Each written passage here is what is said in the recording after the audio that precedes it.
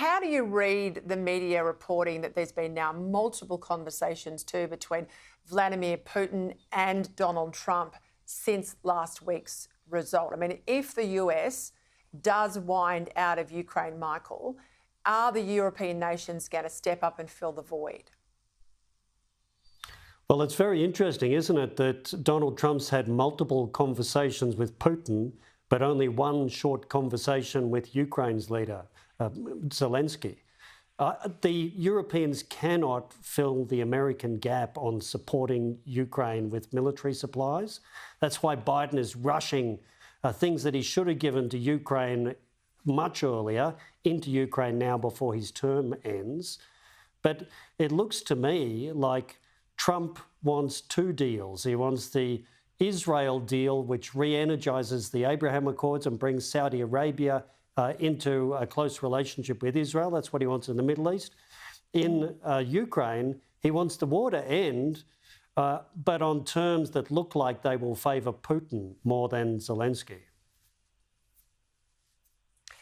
Domestically, I want to go to this issue of new urgent surveillance laws talked about by the government. This time last year, the coalition was dragooned into supporting legislation from Labor about preventative detention orders.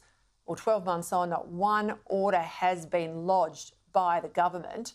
They now want basically a blank cheque to remediate that recent High Court decision, ruling out ankle bracelets and other surveillance mechanisms. What do we know about this? Well, we know that the government's saying they're going to rush more urgent legislation through, just like they did last Christmas.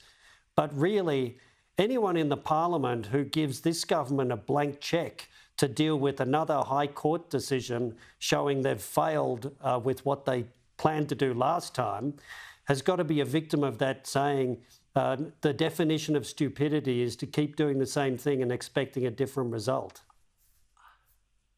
I could not agree more. These guys can't draft legislation at all.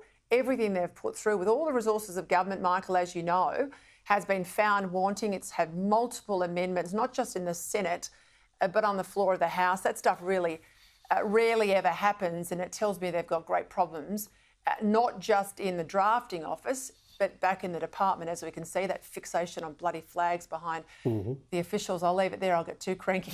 Michael Shoebridge, thank you for your time.